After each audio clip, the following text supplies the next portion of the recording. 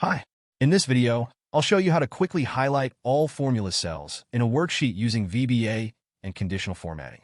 This is especially useful when you're reviewing a worksheet with a lot of data and formulas, making it easy to see where formulas are applied. Let's get started. First, we'll start with conditional formatting. This method doesn't require any coding, so it's perfect for beginners. Start by selecting the range of cells where you want to identify formula cells.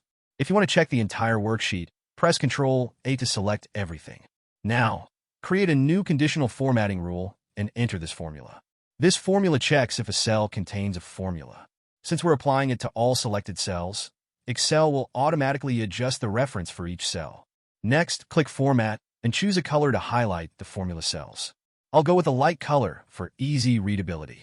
Click OK twice, and now all cells with formulas are highlighted in your chosen color.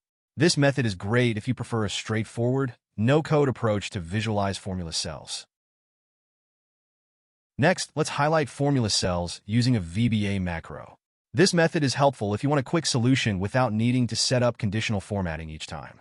Press Alt F11 to open the VBA editor. Then, go to Insert and select Module to create a new module. Here's the code you'll need. This code loops through all cells in the used range of the active sheet. For each cell, it checks if it contains a formula using the HasFormula property. If it does, the cell is filled with a light yellow color.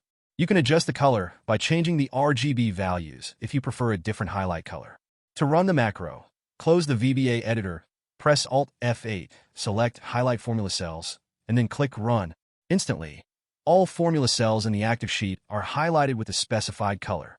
To clear the highlights, just select the range with the highlighted cells, go to Home, select Clear in the editing group, and then choose Clear Formats.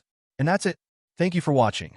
Please share this video, and don't forget to like, subscribe, and hit the notification bell for more Excel tips and tutorials. Your support helps us create more valuable content. See you in the next video.